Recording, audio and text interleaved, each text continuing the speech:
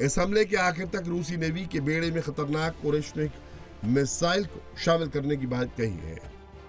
Putin की इस धमकी से यूक्रेन में खलबली मच गई है। ज़ेलेंस्की को वहां विनाश का खतरा सताने लगा है।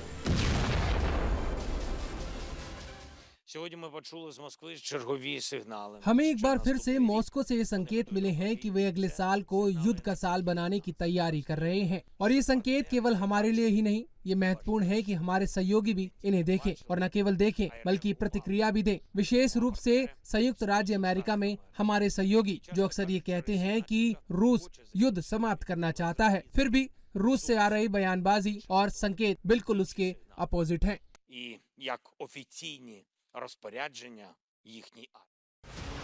पुतिन ने जिस ओरेशनिक मिसाइल को यूक्रेन के खिलाफ नेवी के बेड़े में शामिल करने की धमकी दी है उसे ब्रह्मोस मिसाइल की कॉपी माना जाता है। ओरेशनिक एक hypersonic intermediate range ballistic missile है। रूस के इस खतरनाक मिसाइल को हेजल ट्री कहा जाता है।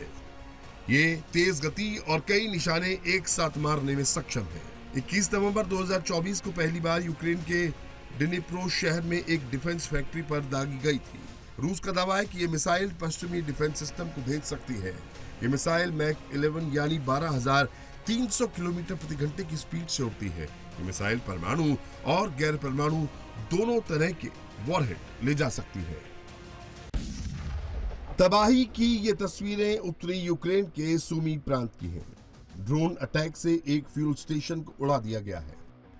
हमले के दौरान ड्रोन अटैक की लाइव तस्वीरें देखिए। ड्रोन उड़ते हुए फ्यूल स्टेशन के पास आता है और टारगेट पर सटीक हमला करता है। ड्रोन के सटीक हमले से फ्यूल स्टेशन में बड़ा धमाका होता है। आग के गोले के साथ ही फ्यूल स्टेशन तबाह हो जाता है। रूसी सेना ने लेसेंट कामिकेज ड्रोन से यह हमला किया। कामिकेज ड्रोन गाइडेड मिसाइल की तरह काम करता है और दुश्मन के टारगेट पर सटीक हमला करता है। रूस द्वारा जापोरेजिया और आसपास के इलाकों पर ग्लाइड बम गिराए जाने के बाद कम से कम 29 लोग घायल हो गए। तबाही का यह मंजर दक्षिणी यूक्रेन के जापोरेजिया का है। रूसी सेना ने यहां ग्लाइड बमों से भारी तबाही मचाई है। जापोरेजिया और आसपास इलाके में रूसी सेना ने ग्लाइड बमों से ताबड़तोड़ हमला किया है, जिसमें भारी तबाही हुई है। रूसी हमले से कम 29 लोग घायल हो गए हैं, जिसमें 5 बच्चे भी शामिल हैं।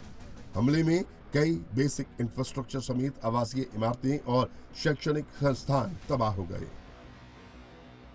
रूसी राष्ट्रपति व्लादिमीर पुतिन ने इस माह तबाही के लिए पश्चिमी देशों को जिम्मेदार ठहराया है। शांति वार्ता के बीच यूरोपीय देशों पर युद्ध को भड़काने का आरोप लगाया है।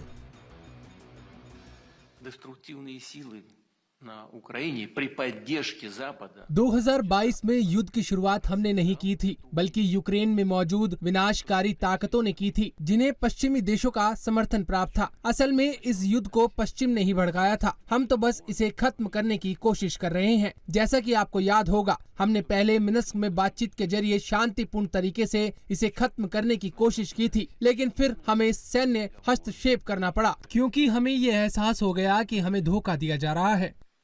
Включите военную компоненту, потому что поняли, что нас обманывают. यूक्रेन में तबाही मचाने के लिए पुतिन ने अपनी सेना को खुली छूट दे रखी है और रूसी सेना भी खासकर पूर्वी यूक्रेन में भारी तबाही मचा रही है।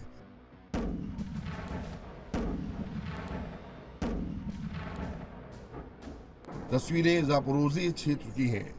रूसी सेना ने यूक्रेन के 2 बख्तरबंद गाड़ियों को तबाह कर दिया है। रूसी सेना ने लेसेंट कामिकेज ड्रोन से दुश्मन के टारगेट पर सटीक हमला किया है।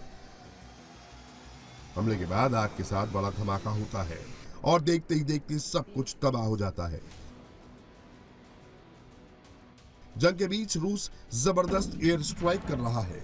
तस्वीरें पूर्वी यूक्रेन की हैं। रूसी सेना के प्रहार से दुश्मन का एयर डिफेंस सिस्टम पूरी तरह से तबाह हो गया। रूसी पायलट LMUR यानी लाइट मल्टीपर्पज गाइडेड रॉकेट से हमला कर रहे हैं।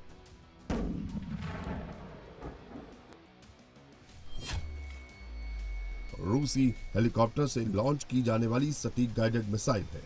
इसका इस्तेमाल दूर स्थित टारगेट पर हमले के लिए किया जाता है। बख्तरबंद गाड़ियों बुनियादी ढांचों के लिए बेहद असरदार है। हर मौसम में इसे दागा जा सकता है। जंग के बीच तबाही की तस्वीरें यूक्रेन के ओडेसा की हैं। रूसी ड्रोन हमले में एक आवासीय इमारत धुधुक कर जल रही है। हमले से इलाके में जानमाल का भारी नुकसान हुआ है। फायर ब्रिगेड समेत रेस्क्यू टीम राहत और बचाव में जुटी है। यूक्रेन के 20% से ज्यादा हिस्सों पर रूस ने कंट्रोल कर लिया है, जबकि पूर्वी यूक्रेन के 80% से ज्यादा हिस्से पर रूसी सेना का कब्जा है।